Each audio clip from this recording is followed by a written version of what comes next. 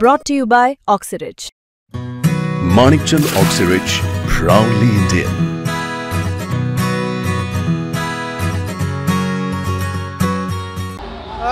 सकाळपासूनच गणेश विसर्जनची मिरवणूक ही जय्यतरित्या पार पडत आहे। मानाच्या सर्व गणपतीचं विसर्जन वेळेपूर्वी झालेलं आहे। मात्र भाऊसाहेब रंगारी यांचं देखील विसर्जनाला सुरुवात झालेली आहे।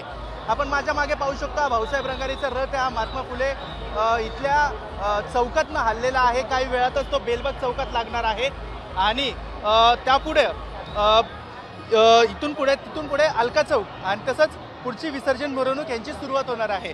काय यंदाचं वैशिष्ट्य वाटतं या वर्षीचं? या वर्षीचं वैशिष्ट्य हे जे की श्री गणेश रत्न रथ हे आपण उभं केलं आहे। फुलं आणि रत्न या रोषणाई रथ आहे। त्याच्यात कोल्ड पायरोचं आकर्षण आहे आणि 2 ढोलताशा पथक रमणबाग आणि श्रीराम यांचं जोरदार वादन होणार। दुसरी गोष्ट तुम्ही पाहिली तर सर्वात मोठी आकर्षण या मिरवणुकीत म्हणजे आमचा लाडका बाप्पा, एकमेव मूर्ती जे आक्रमक स्वरूपात आहे। नेहमी आपण गणपतीची मूर्ती आशीर्वाद देणारी बघतो, पण ही एकमेव मूर्ती आहे जे आक्रमक स्वरूपात आहे आणि अनेक भाविकांचं श्रद्धा त्याच्यावर आहे।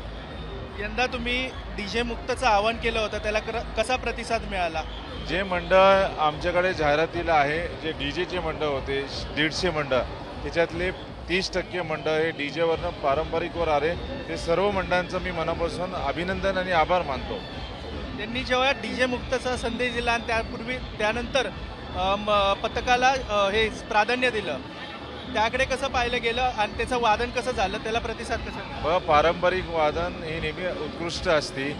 डीजेवर उत्कृष्ट वादन होत नाही, पण अश्लील गाणे असतात जे आता पण आपल्याला ऐकायला येतोय। हे आपली संस्कृती नाही आहे आणि हे बाप्पाला शोभणारी गोष्ट नाही आहे। 10 दिवसामध्ये काय असं विशेष तुमच्याकडे पाहुणे असतील किंवा तुम्हाला असं वेगळं वातावरण या 10 दिवसात काय वाटतं? नाही, या 10 दिवसात पूर्ण उत्सव हा आनंद जल्लोषात झाला आहे।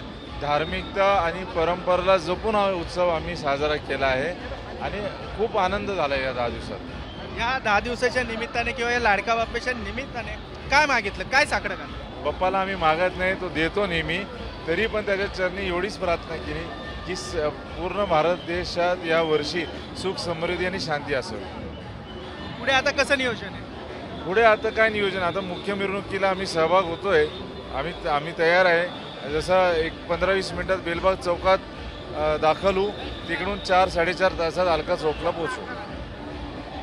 नक्कीच जर पाहिलं गेलं तर काही 15 ते 20 मिनिटांमध्ये या बेलबाग चौकामध्ये श्री भाऊसाहेब रंगारी यांची मिरवणूक पोहोचणार आहे। त्या ठिकाणी वादन होणार आहे आणि पुढचं जे वादन आहे, जी परंपरा आहे, जे वाद्यन आहे ते त्यांच्याकडनं करण्यात येणार आहे आणि काही वेळातच अलका चौकात पोहोचून त्यांचं बाप्पाचं विसर्जन देखील होणार आहे।